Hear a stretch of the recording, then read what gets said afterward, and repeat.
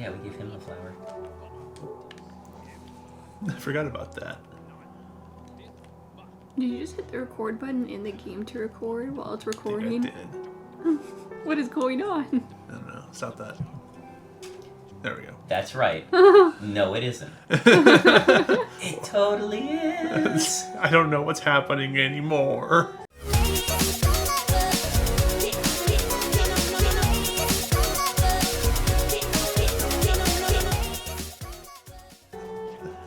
Alrighty. So welcome back, everybody. It's been I don't know how long. We keep doing this. Our quarterly playthrough of Hollow Knight. Yeah, that seems to be the case. Alright, so let's see. This is fine. I vaguely remember that last time I came to the realization that there's something that I thought I had this whole time that you get pretty early in the game, and we don't have it. Oh. Is this like going through Zelda 1 without the boomerang? Almost. Nowhere near as necessary or as prohibitive. Well, I'll infobox correct myself if I'm wrong, but I think in Zelda 1 you don't need the boomerang. I'm pretty sure you can beat Zelda 1 in like 9 minutes by now, and all you need is the starting sword. Just shake the cartridge the right way and it takes you to the win screen. That's pretty much what's happening in Ocarina of Time now. The speedrunning community, all the love in the world, they're insane. It's the glitch hunters that absolutely impress me. Yeah, like, yeah. Absolutely, the runners themselves who do these things. Execution is not easy for a lot of the tricks that you end up doing. No. But it's finding them in the first place that's just wild to me. Like, who thought to like rub up against that wall that way to go through it and skip half the game? Zelda might have. She rubs up against walls all the time. No, that wouldn't surprise me. I remember a few years ago they actually let me in like the press badge to watch everybody recording because they used did they still record over here in the DC area? I feel like they moved right? from the Herndon area. I don't know exactly where to, but Yeah. I think they moved. So this is back when we were still recording in Clifton. Herndon wasn't that far away, so I was like, yeah, I'm a professor at Mason, and I'm curious about this whole thing. I'd like to kind of watch it happen and talk to you guys. And they just let me in the press pass. It was really neat. That worked? Yeah, and watching a live, I think it was maybe Doom 2016 that somebody was doing, and just making a mockery of, like, all of the terrain. Yeah. Just every level was, like, sidle up to a door, jump on top of the door, run build on top momentum, of the level. jump this way, and Yeah. now you're in the framework. And then the game becomes Mirror's Edge. Because you're basically like, it's a 3D first-person runner at that point where you're just trying to stay on top, like, not fall through the world. That's sort of kind of what a lot of modern games and like shooters have become. Just, I guess it's because a lot of them use the same 3 or 4 engines. It's the way you break them is pretty consistent across a lot of different titles. Gotcha. Anyways, we've been here before. I've shown you guys this boss. We just never came back to fight it after getting stronger. Oh, that's right. This is like, yeah, we'll come back to Eggy, Thousand Flies. Yeah, exactly. Yeah. And now we can just... This won't take long. Wow. Well, Fluke Marm, glad we showed off your abilities in a previous episode. So that's a good actually indicator. I'm not like sad that it took us this long. No. But it's a good indication of like just how strong we've gotten over the course of the game. Like you can build yourself to be really effective.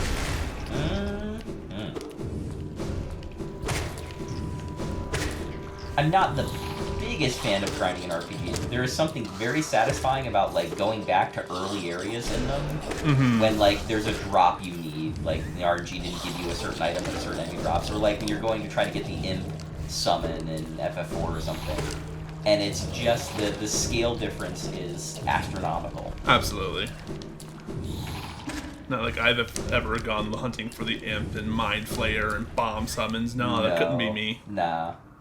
No pigtails. We got one of them, didn't we, during our playthrough of 4? I feel like we got the imp summon or mind flayer. It was Choker maybe? No, you start with Choco. Yeah. It was one of the ones that's like not good. Yeah, it might have been in. Yeah, the drop rates on those, especially in the SNES, like just garbage drop rate. Yeah. I forgot we even played through 4, to be honest with you. Oh, it was so good. Yeah, that's If one you're of my watching favorites. this, finish watching this. Thank you for watching this, and then go watch that. In that order. But yeah, like I feel like you destroying Flukemarm that hard by screaming is sort of cathartic. Oh, I didn't even show off what we got for that. That's where that comes from. Oh, okay. It changes this into like a whole mess of little flukes. Oh, little homing missiles? No, they're not even homing. You're basically just throwing a bucket of worms out and hoping for the best. It used to be so on this patch. It's okay. It's kind of DPS neutral. Yeah.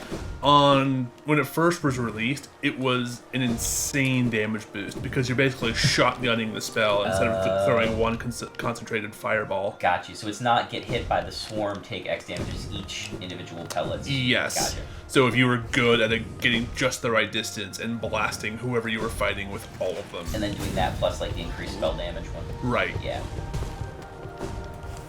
Yep, as true in D&D as it is in so many other places.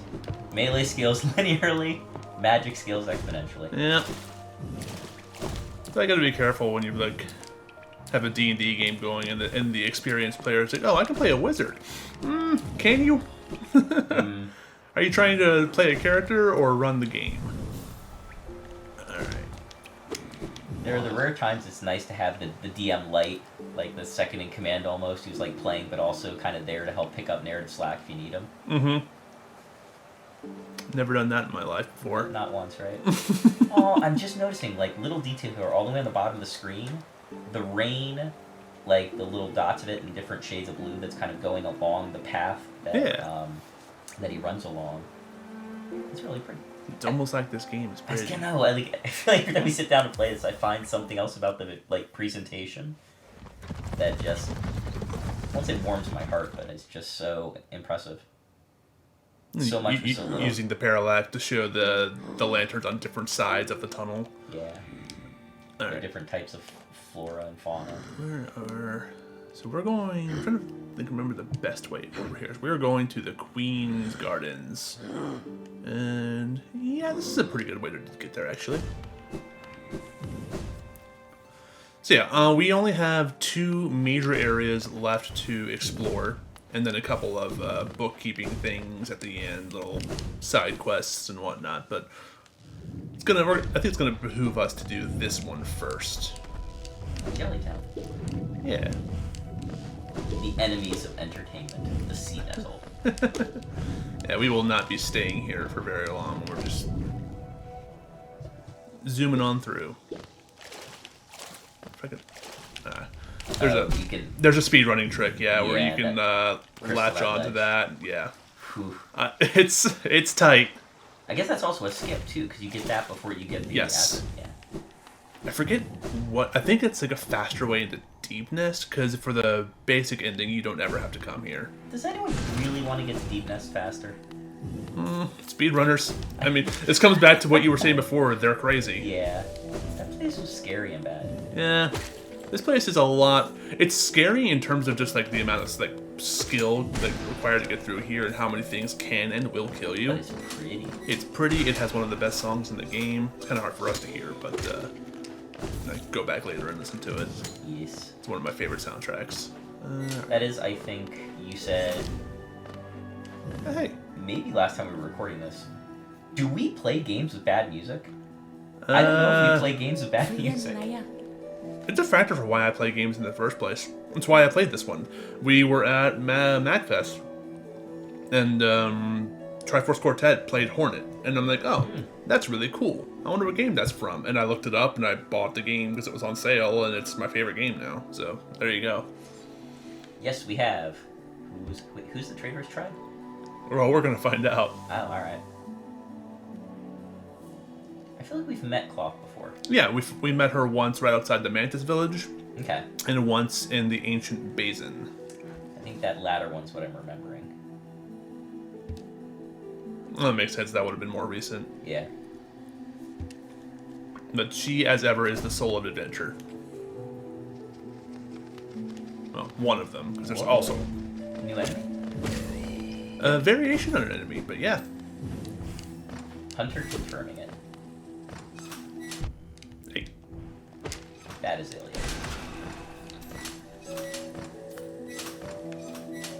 The money on it, random steps is so cute. You better go back up and get that. Fine. Well, but not that one. Why? Because I'm mad at you. Why? That's what I thought. It's literally one. You're gonna have exactly what you need because you picked up that one at one point. That would be pretty satisfying. Huh? I don't think that's going to happen. I mean, that's way better than the one-off alternative. No,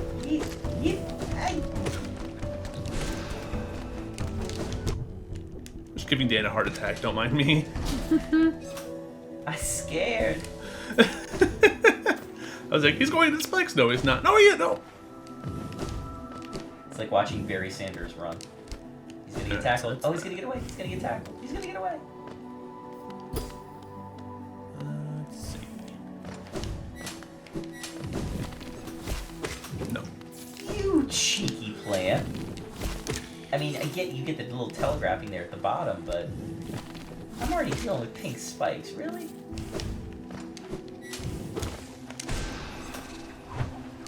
Sonic boom. I want to maybe... Nope. Doesn't want to... There we go. Now get those coins that fell on the spikes. I think I shall not. But thank you for your consideration. Oh, what was I playing recently? Speaking of MagFest, we got confirmed for 2 panels. Which ones? So Alex is going to be hosting inside the Adventure Game Studio, where she's going to be interviewing a couple of modern adventure game devs. Okay. Oh, awesome. And then we're doing a Pirates panel. So that one did get... Not stealing games like Age of Sail, Caribbean pirate panel. But I think this, because you're talking about grabbing the little bits that are falling into the spikes and stuff. I've been playing Lego Pirates of the Caribbean. And all the Lego games, when you destroy stuff in them, the little, actual little Lego brick currency kind of flies out everywhere. Right. Little gold and silver bits. And I finally unlocked the thing that magnetizes them to you. And it is so satisfying to just have, the world, whirlpooling into your little Lego minifig as you, wreck everything. They're a lot of fun. They're just weird. What, the Lego games? The Lego games. Because they're pantomime.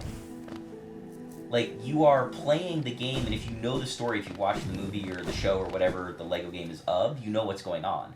But if you haven't, there's no dialogue. The entire game is no dialogue, no explanation, just the pantomime of the Lego figures. Huh. And it's always fun and exaggerated because they turn it into a E for everyone experience. I love the little... Oh! Can you have a conversation with somebody on this little... No, if you listen closely, it's playing the bench rest music. Oh. Well, that's cheeky. But it's playing it the kind of quality you would expect from, On the WB.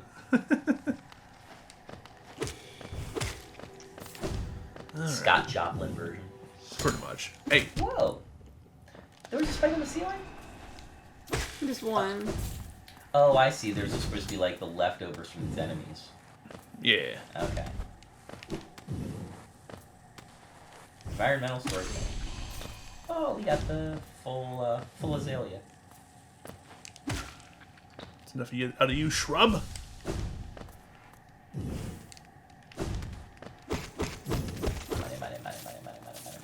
Yeah, don't have a ton of use for money anymore. But it's not like it's ever a bad thing. No. I think if there was an instance where having more money is bad in games. I know there's instances where you lose it all, so farming for it is worthless, but... Yeah, when you're playing competitive multiplayer games, it's usually dangerous to be in first place. Usually being in second or third is... Mario Party type thing. Yeah. You don't want to be the target everyone's after. Right. So anyways, this was just another way into Deep Nest. Okay. We have already done everything we need to in Deep Nest, so we have Amen. no need to go down there, but I'm showing it off. Going for some map completion here. Jeez.